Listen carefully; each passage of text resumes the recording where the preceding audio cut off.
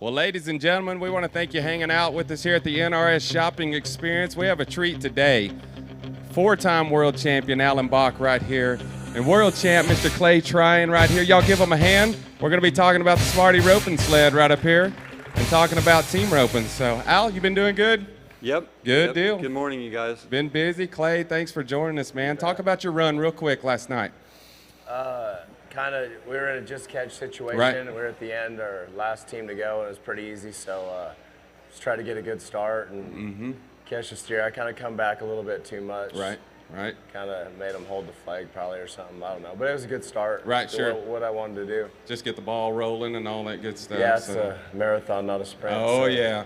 Well, good, man. Good luck to you for the rest of the week and all that good stuff. And I was going to let everybody know this is a laid-back deal. If you have any questions at any time, just raise your hand. They'll be glad to answer them, and we appreciate y'all being here. I'll let you have it. All right, thank you. Yeah, if you guys would, we'll talk about a few things, like a few different drills that we've come up with to use a Smarty for, and then explain a few things of what it does to help your horse, help you, and then if you would, ask some questions, and then we'll talk about maybe talk heading a little bit and then talk heeling a little bit. Did you guys see the rodeo last night, anybody, or the team roping? Yeah? I don't know if you guys realize it, but what Clay was saying, I've had to live it all my life, but the first 3 go-rounds, the steers are fresh. It's the first time through, and there's 3 different pins of steers. So they don't start as good, and a lot of stuff happens in the first 3 go-rounds. I mean, you can find yourself in the 4th go-round and have gone out, and it just kind of messes the whole week up. So it's a big deal to get started off on the right foot on those 3 fresh runs. So I don't know if you kind of heard what Clay was saying there, but that's a lot of revelation to, we got off to a good start. We did what we needed to do. And being at the end of the go-round does help to where you can just kind of smooth out a little bit and still win 2nd or 3rd or 4th. It's neat to have that kind of control in your roping to do that. What we were going to do, I'm going to take just a few minutes, like really fast, just to tell you some of the features of the Smarty. I mean, I've brainstormed it for 2 straight years to try to figure out how I could come up with something that a top header would really like to rope and a top heeler, or myself, I would like to rope. I'll just go real quick, but like skis was a big deal to me. I tried to figure out how in the world can I make, my roping dummy make a real corner like a steer, because the corner is something that we constantly have to practice on when we're a heeler. Reading the corner, using our left hand, and helping our horse be able to come in there and measure up and move into the corner. So the skis have worked out really good for me. The other thing was the legs. Never did feel really good to me to hit a plastic leg. So I started off actually with wooden legs with fiberglass, and it was a nice solid surface, and it felt just like roping a steer. But then after the rain got on it and got a few cracks in it, it would decay it a little bit. So anyway, we had to figure out how to make solid legs. So we found a place to make good solid legs that are part plastic rubber, and it feels just like heeling a steer. I put 3 springs in it, which a lot of people don't realize unless you're really into team roping, into heeling. There's a spring that really resists when the rope comes tight, where the legs come together this way, another spring pulling it back, and then a spring in the tow bar. And what I like to do is sometimes when I'll heel the steer, if it's a cold or something, I'll let that horse take a small jerk just with the legs coming together. And I'll have the driver stop just enough to give him a little bit of a jerk to where it never does discourage him or hit him hard.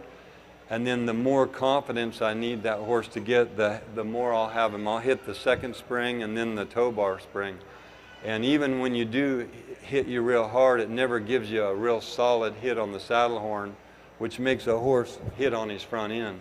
So I put a lot of thinking into that to help encourage them horses to finish their stop, and for guys to teach their kids to dally on or them learn to dally on.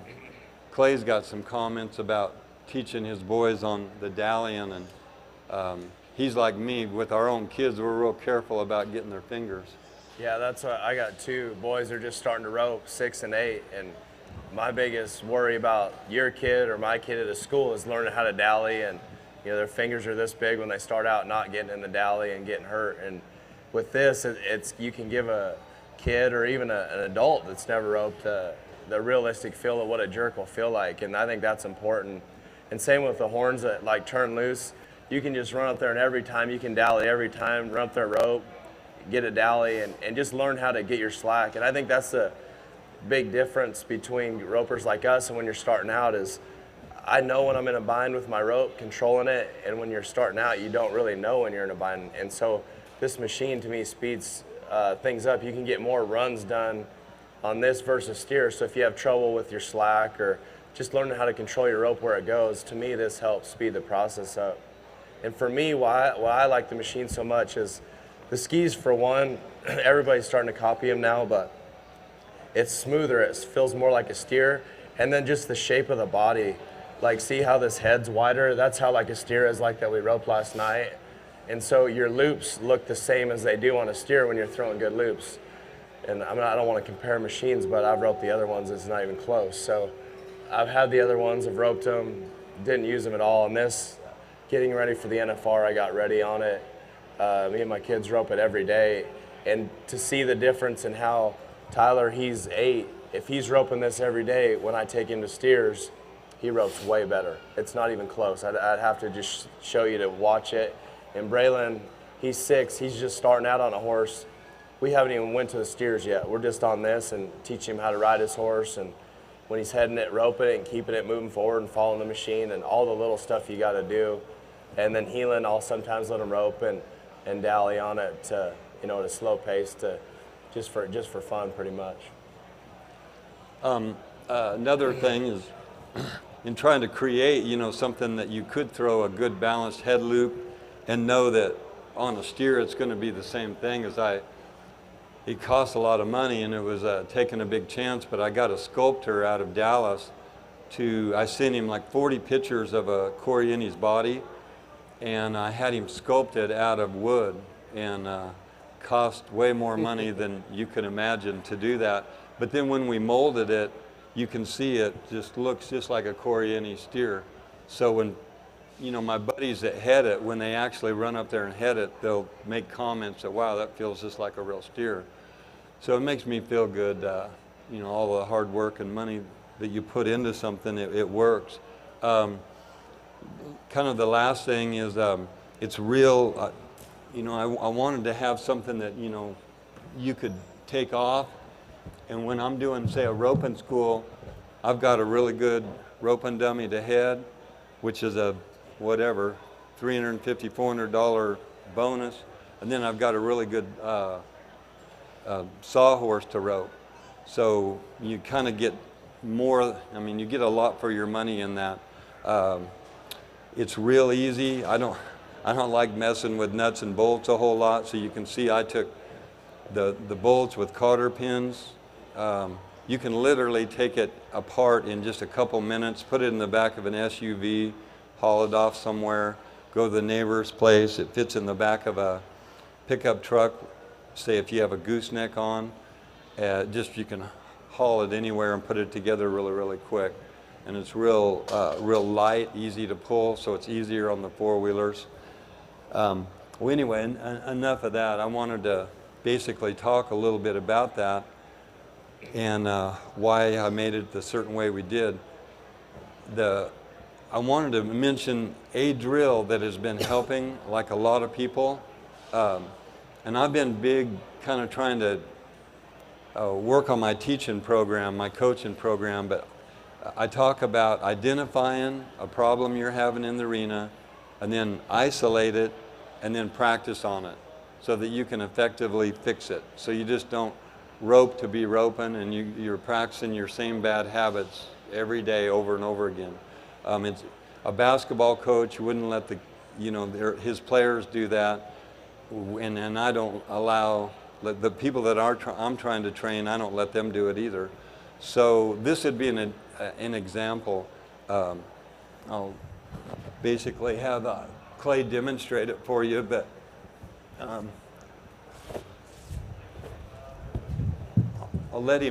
let you see the side view of Clay as he ropes it a few times, but like he's standing in what I would call position lane 2. Like lane 1 is it's just verbiage to know what we're talking about, but straight behind the steer too much is lane 1. Lane 2, like a racetrack, is where you should be, and lane 3 is where you're too wide. And like this first drill that we usually do, I mean, everybody realizes that you'll stand there, rope the dummy, then you get on the horse, you go rope steers. Well, there's an in-between that's lost, I feel like. For one, just kind of stand in lane 2 if you would. Like, look at Clay's posture. It's so important, your body posture. And he has, when you watch him at the NFR, he's got great posture. He's got his shoulders over his hips, over his heels. And when he's even standing there roping it, go ahead and rope it, he doesn't lean over. So this first drill that I have people do on the Smarty is starting back here, they start swinging, and then they move into the dummy and get their horse leveled off and then rope it. And what that does is this, almost everybody has a tendency when they move into their shot to lean over or shorten their last swing. And like if you're watching Clay close, watch his shoulders, his forearm, and his wrist. And he's got a third, and a third going. I don't know if it's exactly that. I use that terminology though. Part wrist, part forearm, part shoulder. And my point is, as you come to a live steer, a lot of people will lean over and there'll be a breakdown in their swing. And instead of that good third, and a third in their swing, they'll start taking the shoulder out of it and they'll have a lot of wrist to it. Do you want to make a comment on that? Yeah, he's pretty right. I kind of lost my voice, so I told him to do most of the talking today, but he is right. I think I have one of the best things I think I do is my swing, and it's probably the thing I've worked on the hardest, because to me your swing is just, it's going to make, if you got a good swing, everything's going to tie together. Your delivery, your slack, all that. And if it's anything of that that's a little bit off, you're going to have to change your delivery. And all I basically do is come out of my swing and deliver my rope. And like he said, I use a little elbow, forearm, wrist, and try to have a good mix in my swing, not too much in one or the other. Kind of have pressure on both the top strand and the bottom strand of my rope, which is, to me, your index finger, your pinky finger control. The top strand's your index finger and your bottom strand your pinky. And so I try to have a little bit of pressure on both of them when I'm swinging it. But like he talked about the lanes, it's important because, especially rodeoing, it gets a little bit different. Like people watch the NFR, and roping's really not like that other than here. So it gets a little bit more wild here than it does anywhere else. But like most of you guys jackpot or whatever, the reason that I've done good is I try to get to the same spot every time and get my horses running fast to that spot. And I can usually hit it every time, and that's how I can turn enough of them to win consistently. I don't, usually miss very many at big ropings, but a lot of it's my horse and how he's doing it, getting to the right spot. And if I don't hit the right spot, sometimes it gets awful hard to catch or be consistent. I might catch, but might not catch enough to win that day. So if you're jackpotting, to me, it's even more important than rodeoing.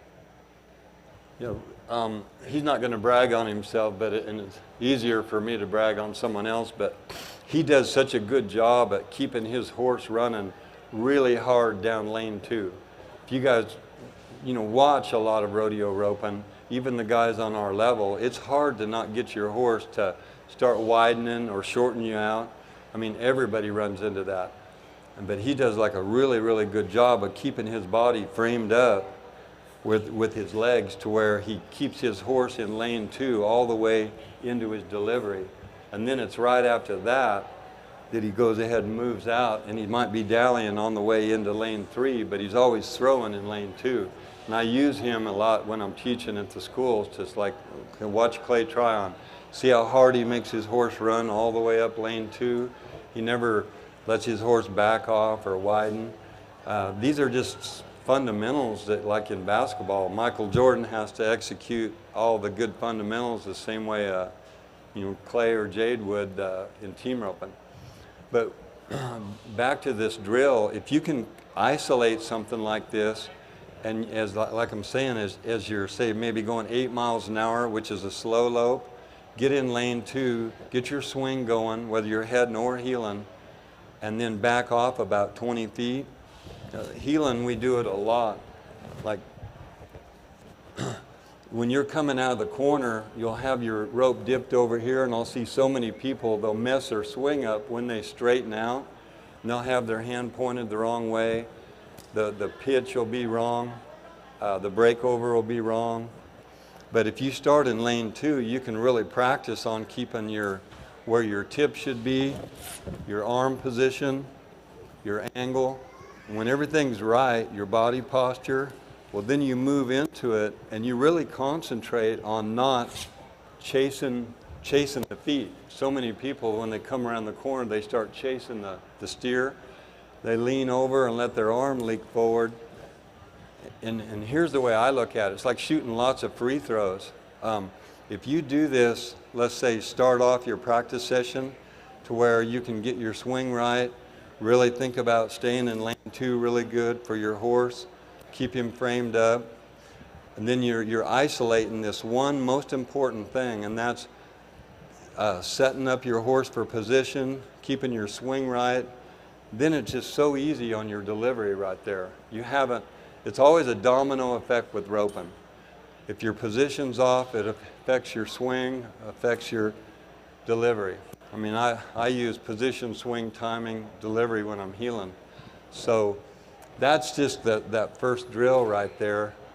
And again, I didn't mention this, but like 8 miles an hour is a slow lope. Like I encourage people to start off slow to where they can think about what they're doing, and then speed up 2 miles an hour. That was something that Clay and I did on our demonstration on the website. Is we went from 8 miles an hour to 10 to 12 to 14, and at 22 miles an hour, I think it eventually turned over, huh? I don't know if we had turned it over. It was close. It was hairy. I know that. Yeah, it's going too fast. 22 is going like so fast that you can't hardly follow it through the corner. But what's interesting, when I started getting onto the speed thing, what's interesting is watching a person, their concentration, and watching the horse from 10, 12, 14 miles an hour. You'll see a horse be nice and relaxed, and then next thing you know, you go up 2 miles an hour, you'll see him get, anxiety, get anxious, start getting hot, or it could be the roper that's doing that. So I watch really close the horse and the roper as I'm speeding things up. But try that. Try going 8, 10, 12, 14, and you'll realize where your breaking point is, and then back off and work within your comfort zone, and then challenge yourself a little bit. I was going to kind of break real quick right there. Does anybody have a question about this part?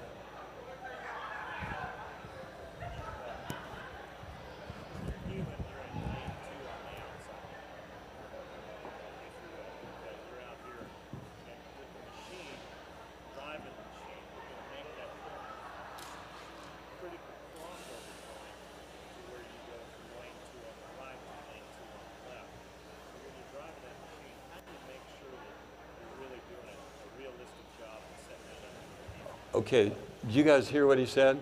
What he was talking about basically, well, it might be easier on our shorty here, talking about like lane 2, I was referring to that when we get in position after the steer's turn, but he said, is there a lane 2 over here as you're going down the arena? And then how does the four-wheeler driver, how does he know what kind of corner to give you? And I mean, that's a great question. It's kind of two questions. One is, I try to ride like the rule of thumb. I mean, you can practice getting wider, and sometimes that's a good thing, but 10 foot is a rule of thumb. Like a normal heeling box, like here at the NFR, is 10 foot wide.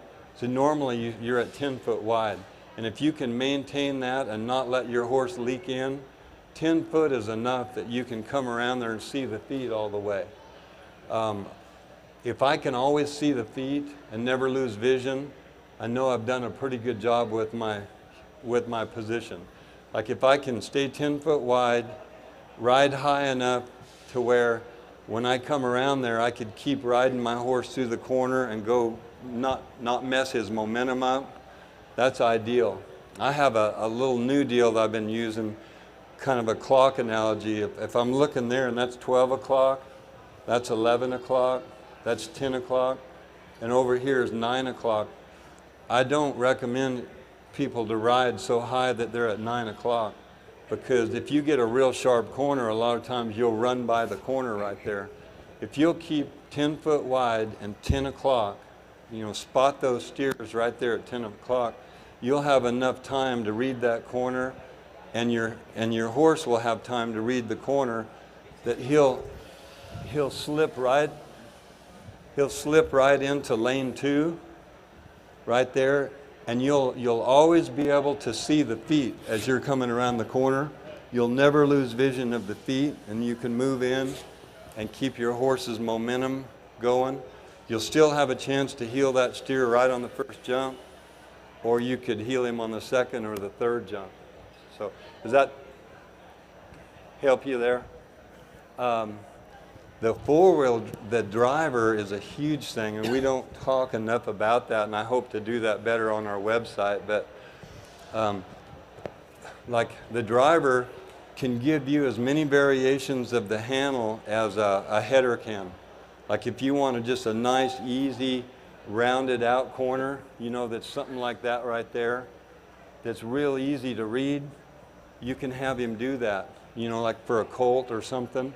That's really good for my horse to be locked on and just give me that real smooth little corner. But then you can also start turning it sharper and faster to where you can square that thing off to where it challenges the horse. So what I've been doing a lot too is like steers that run up the rope, I'll have him sometimes, like the hardest thing would be to give a real sharp corner and then accelerate across the arena, as if that header reached, kind of stuck him on the end of it and then took off, and then I can ride that corner and not ever lose my momentum and stay up there with him and keep using my legs good. So, but it's a huge thing to communicate with. A lot of training goes on, whether it's a wife or husband or. But like when I rope it though, like if I'm heading it, the way I like the four-wheeler to go, even if there's a heeler, is to keep going farther. Because I'm big on always keeping my head horse moving forward, especially the ones I got. Once you've rodeoed on them a while, they know to turn off. And so I try to always have the guy driving the four-wheeler keep going a ways farther, and then he can do whatever he wants for the heeler. But I like to give him room to where I can make my horse step out a little bit and always just keep him moving forward and kind of make a round corner. And I made a video, and like Al's talked about, a lot of the things that people want to learn how to, to me, the hardest shot in heading, but yet if you can do it, to be the most consistent, is rope on the gain. And what I mean by that is that's like jackpotting at the BFI or the US finals. Like a lot of people nowadays either rope from way back here because it feels comfortable, or they get right here close, let their horse rate down and rope, and then they're comfortable there. But if you want to win first, you need to rope right in here. And not very many people can do that. And that's what I've worked the hardest on. And how I do that on the Smarty, like it's a feeling.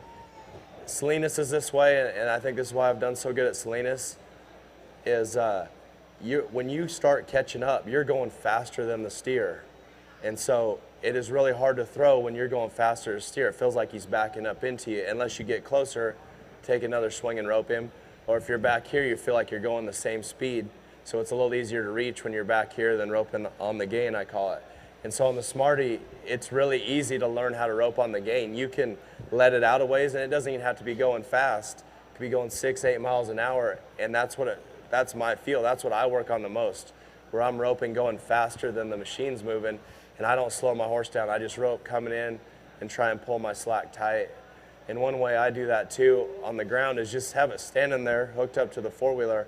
I'll just start my horse back 15, 20 feet, just ride up to it, rope it, and don't let him quit walking. Just rope it and pull my slack and see if I can learn how to get it tight to the horns while I'm still moving forward.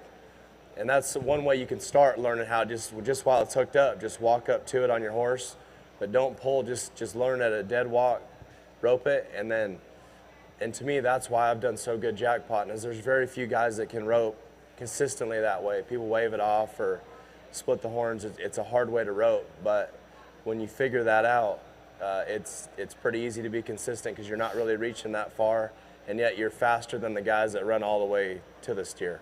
So, yeah. Because don't you think there's basically a timing, like as you're coming to a steer, by what he said about just having the Smarty sitting still? I've been having a lot of people practice walking up on it and roping it, because I watched Clay do that. But if you're not thinking about being in time to where you pick it up early, to where it's like, okay, 1, 2, 3, if your arm's not back in the right spot, if you're wanting to throw from 12 foot away, say a half a coil back, your arm has to be there. And if it's like here, you might hear somebody say, well, I got caught in between swings.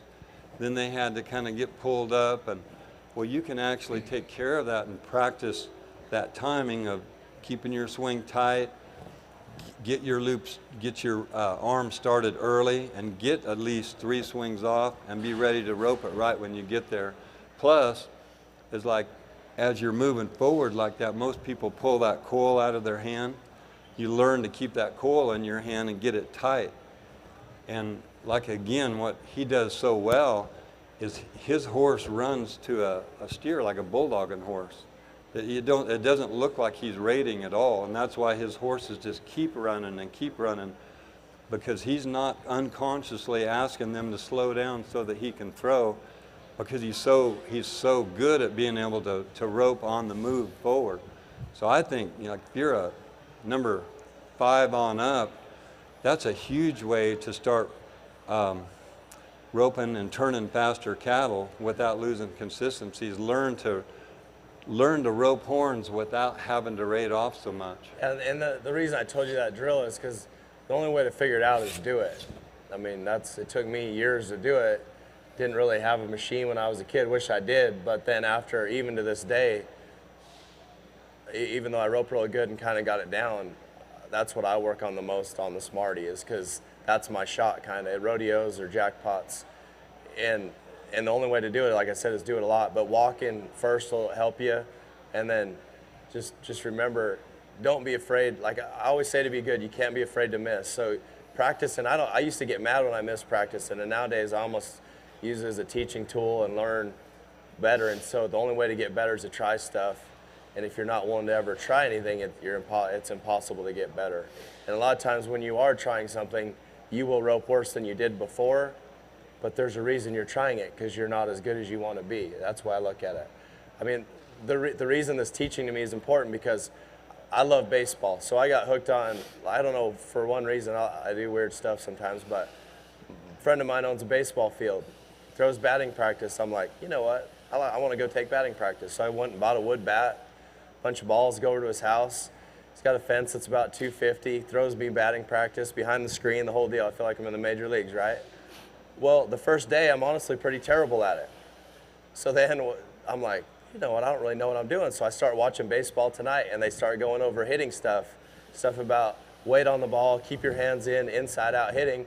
Well, I just go from just not even know much from playing in high school to watching, decide I want to be a home run hitter and watching Baseball Tonight. The next time I go out there, hit way better. Unbelievable, just from listening to guys that know what they're talking about, and just trying to go out there and wing it on my own. And just, so it was kind of fun to where I kind of go back to, you know, just, I know about this, I don't know about baseball or golf, but when I do, it's so much more fun. I mean, I'm hitting way better just from watching one show of Baseball Tonight, listening to hitting, so. That's the first time I've heard that story, but that's interesting, isn't it, to be able to make application of something, to watch something, make application of it, and then see that it works. But it's the same thing in roping.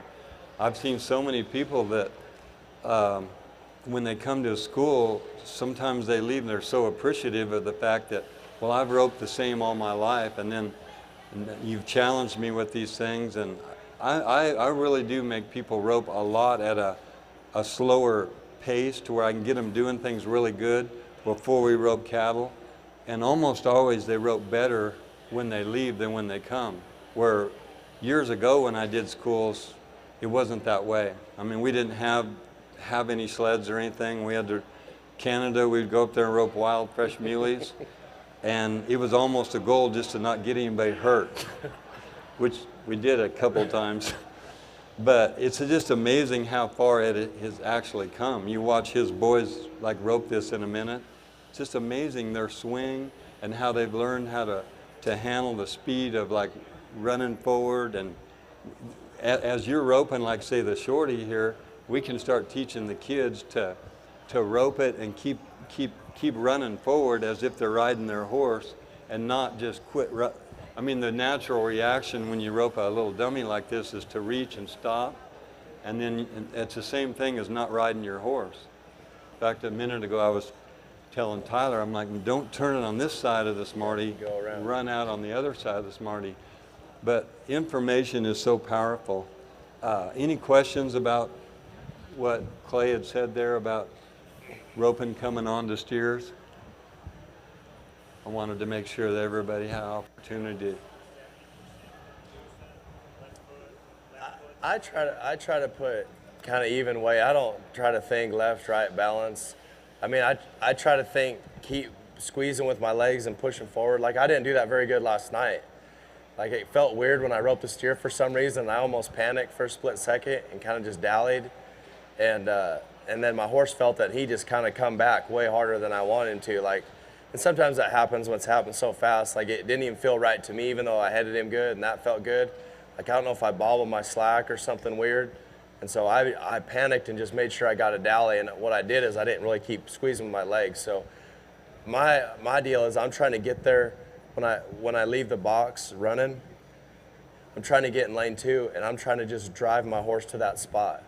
Because if you guys head at these ropings, everything's kind of designed, they put the lanes, everything goes off to the right? The chutes are pointed right in these indoor rings, everything, they wanted to go right, heeling barrier. So I'm trying to drive my horse right to lane 2, and I'm just using my legs. I'm focused on squeezing with my legs and getting them over there. And then once I rope, it's hard to kick and rope. You're gonna have to quit for a split second.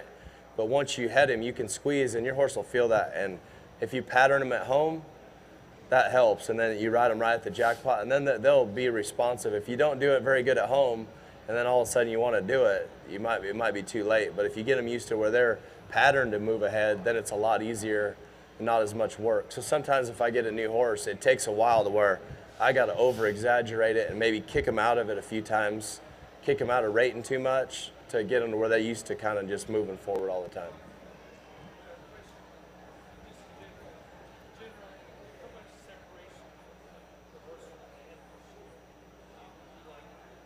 The distance between the chute and like the box.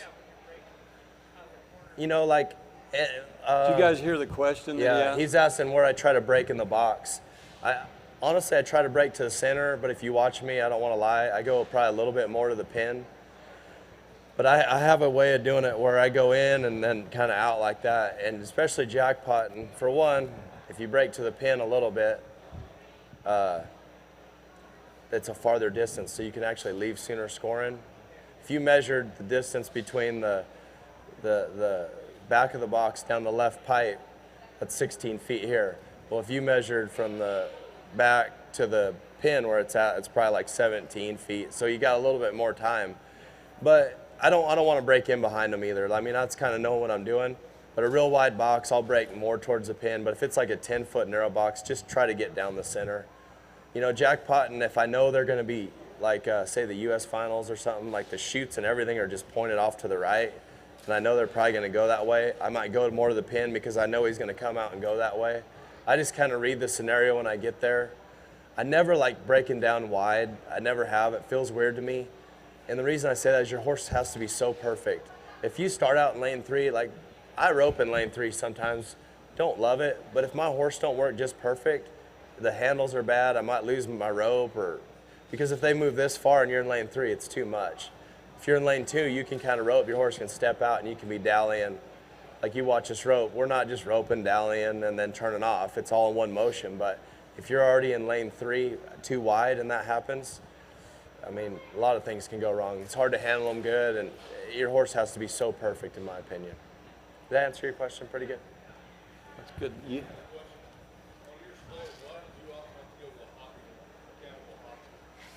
You hear what his question was? Why did, like, when I made this machine, why did I not make it hop?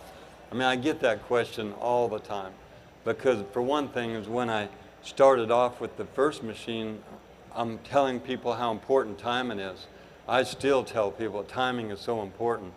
But because of the gears that's involved in a machine, it's like there's only one speed that will match the horse. Like it's around 12 miles an hour, to where like the stride of my horse will be the stride of the machine, and then my swing everything will fit pretty good at that speed. But slower or faster, basically it's like you have to forget about the horse, try to ignore what your horse is doing, and just think about what the feet are doing. I mean, that very reason is the only reason that Jade agreed to work with us and endorse the Smarty, because he liked it because he didn't have to quit riding his horse. Now, how do I teach timing when there's no feet moving? It's this right here. It's really simple. Like, if you'll stay in, and it's natural to do, but if you'll stay in time with your horse's front feet, yeah, your horse's front feet will stay in stride with the steer. And like if you get to watching somebody, it's like at 8 miles an hour, a nice slow lope, I'll get them to coming out of their swing, and they won't float it and they won't jam it. And I'll keep them delivering with their hand in the right position to keep their loop coming in good. And then when that looks really good, I'll speed them up 2 miles an hour. So now they got to tighten their swing up, speed it up a little bit. So now instead of it being like this kind of timing, now it's a little snappier. And then 12, 14 miles an hour, 16, until I'm swinging with my horse's stride that would match that little black heifer that's running up the rope, the fast-footed little steer, to where, and you see a lot of low number people, they'll get to a certain point with their swing and they don't swing any faster. They swing about 12 miles an hour, and if they happen to get a steer that runs up the rope pretty good, they're lost. They can't ride their horse with energy. They can't stay jump for jump with the steer at all. So you can help your coming out of your last swing in your delivery and really develop muscle memory that way, and you can work on your timing that way. So any other questions about that part of it? Thank you for asking me that. But and by the way, the proof every time is if you take 10 heelers, help them on that, what I just said, and then they rope 5 steers, and they come in there and they rope them by 2 feet. It's like, I'm not just saying it, it's like I see it every school I put on, that it really helps people.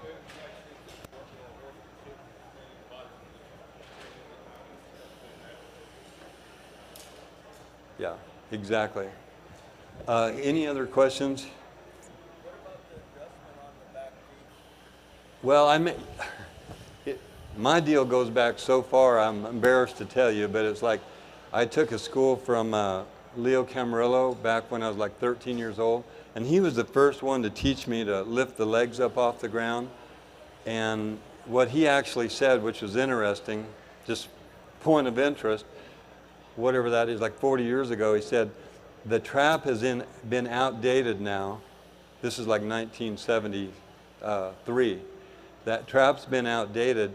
Now, he goes, I've revolutionized heeling. I've got where I can get in time with the steer and rope steer's feet out of the air, and I can do it every time. Now consistency's gone through the roof because of me, and you watch him rope, he was exactly right. So right off the bat, I'm glad that I learned how to rope, deliver natural. You take a little kid, he'll come up there and just rope the feet off the ground natural. He'll reach out with his hand and just grab it. So he showed me to start off with the sawhorse high and then move it down low. I put settings on here so that you could start off with confidence and to where it's like, okay, that's the height of his jump. Yeah, I can catch that steer easy.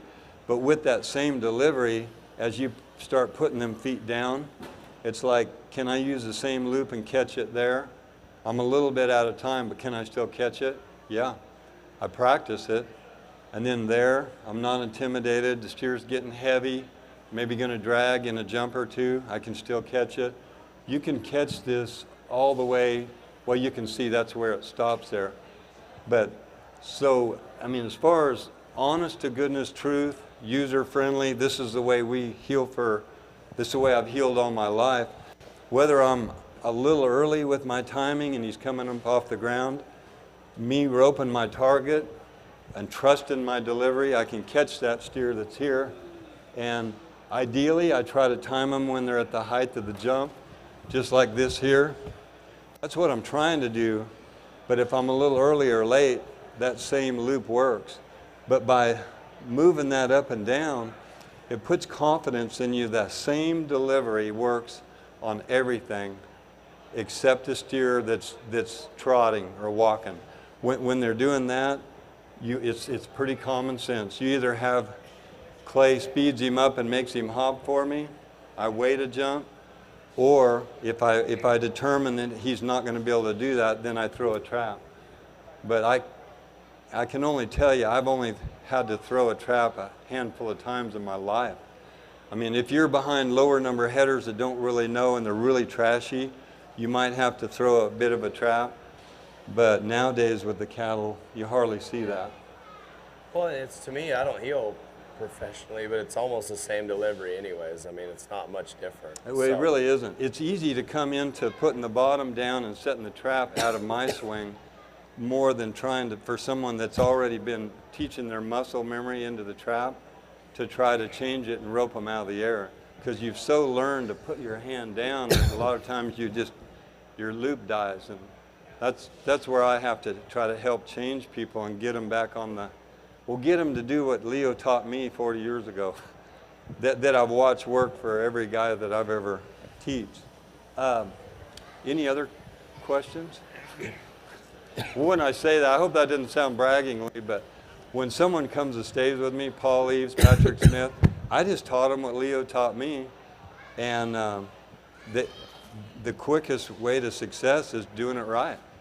It's like if Michael Jordan, I was wanting to learn how to be a great basketball player, I wouldn't want to learn a beginner style from someone. I'd want to know, Michael, how did you learn? What was the fundamentals you worked on? And I'm sure he would say, you know, the best understanding of fundamentals. Are we about out of time? 20 minutes, maybe. We got 15 minutes? Okay. I was going to show you, see if there's any questions. Try to touch on a little bit of everything, just to try to help everybody or whatever. What I was just talking. Lift this up at all? Yeah, would you set this on the shorty?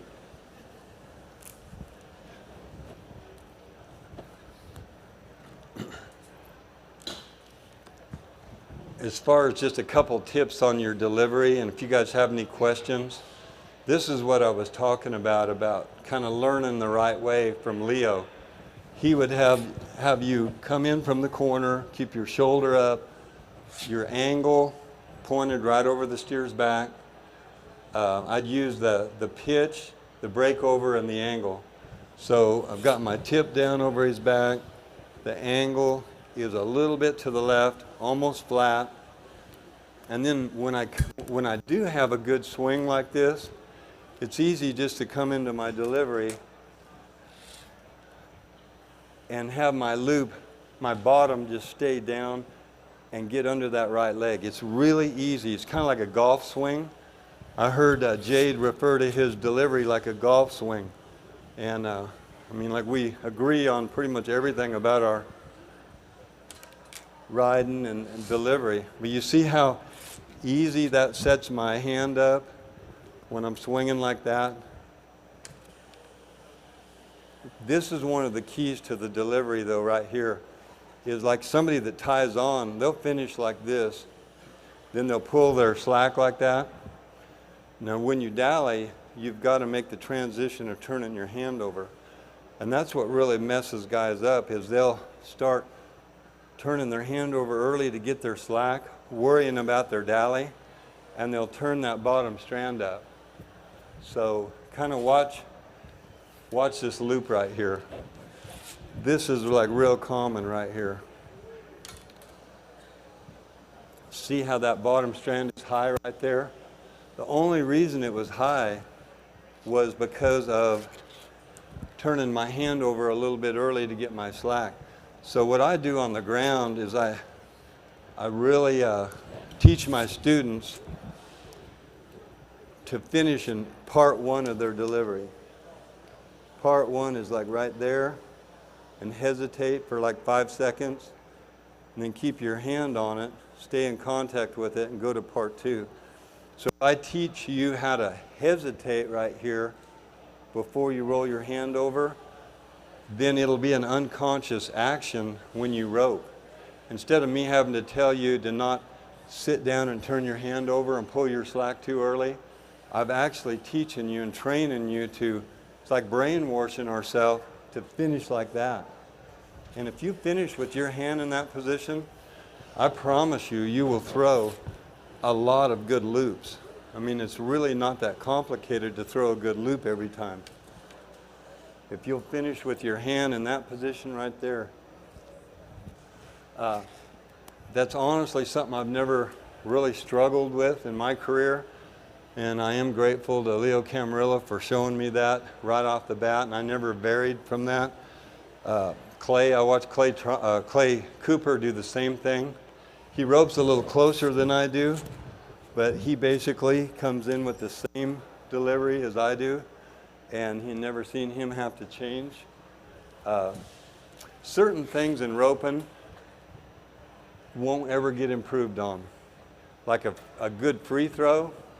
Jerry West, you guys probably don't know who Jerry West was, but 40 years ago, no one shot free throws any better. That kind of thing never changes. Like Clay Cooper's swing and delivery, you can't hardly improve on that because he happened to nail it right off the bat. Or like Leo passing it down to me.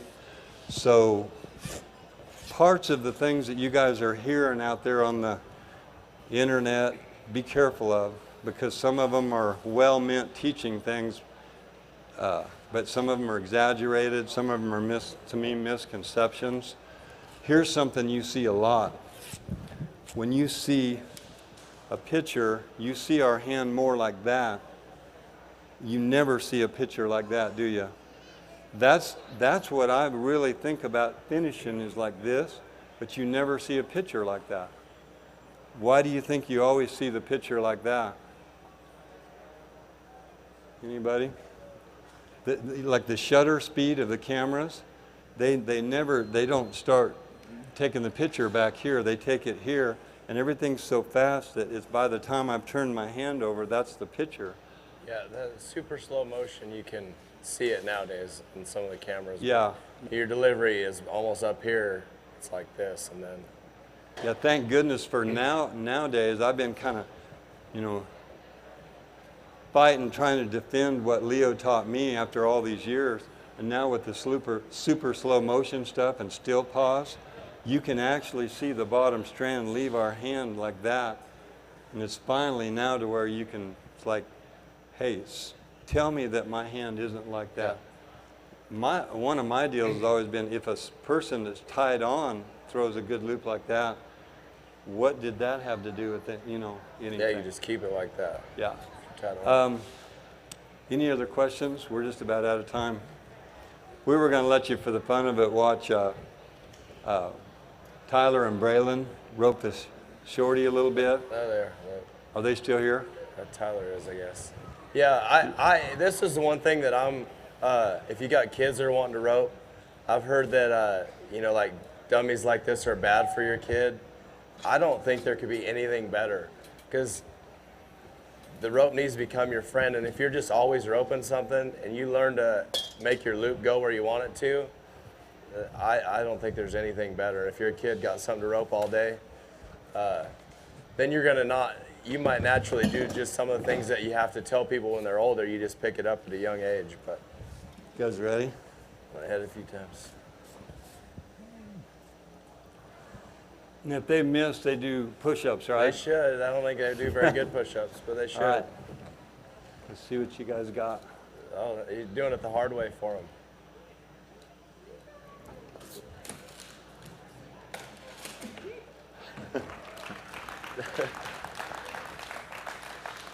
You want to stop there? You think you can do it again? See if he can do it again. Anybody can do anything once. I think they can do it more times in a row than I can, for sure. Them simple fundamentals we were talking about, though, can you see that in a 6 and 8 year old right here? That's what's so neat, and it's amazing probably to how good they'll be in 5 years. Oh, what'd I say about taking one swing? No one does it.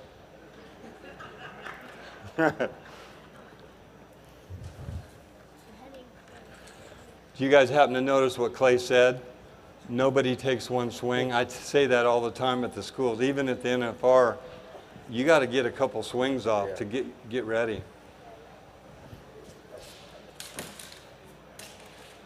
Oh. No, but I do really think it's good. These guys rope a lot, but to have, if you're wanting to help your kids, just have a rope in their hand, stuff to use. I was just old enough to where they kind of had some of them little plastic dummies when I started, and I think it helped me just going out there and roping for hours on end. And if there's something fun to do, I think you'll enjoy doing it. You guys are melting down now. The lights I think are your on. horse got you in the corner there. The lights are on. Can't catch. Let's see you keep running around the corner and keep your swing up over his back this time. Show him how to ride good. Don't heel fast. Show him how to ride good position right here. And Braylon catch. Ready?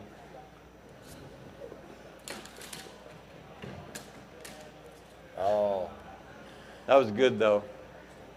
you guys are. Did you guys happen to see or hear what I told him?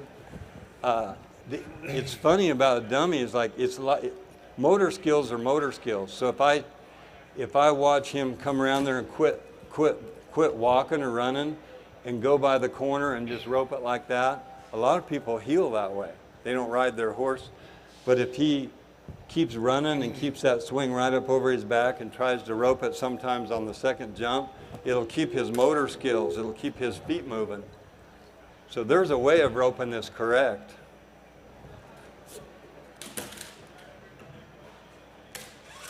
There you go. Good job.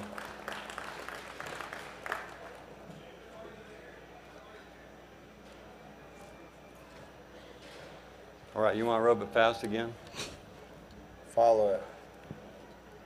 Follow it or rope it Well, fast? 2 out of 10. I want him following it so he does it right, but I want him to catch. Jade or Junior, what do you want to see? Both good.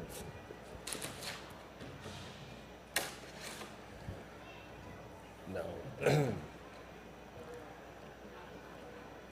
You guys got any other questions before we go?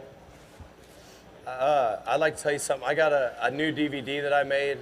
I actually did better than I thought because I'm the biggest critic on myself more than anyone, but they got it for sale over here. But I talked about I go over some of the drills I do on the Smarty and the steers and kind of break down heading more. So if you guys are interested, it seemed to be pretty good. I really liked it, put a lot of time in on it. And so if you guys want to go over, I kind of go over everything, horsemanship, everything that I do head, and I kind of went over it in this video. And if you're a beginner to if you're competing against me, I got guys at the NFR wanting copies, so I don't know. I must do something right. But Where can you get it at? We got it right here right now. It just come out, but What's it called?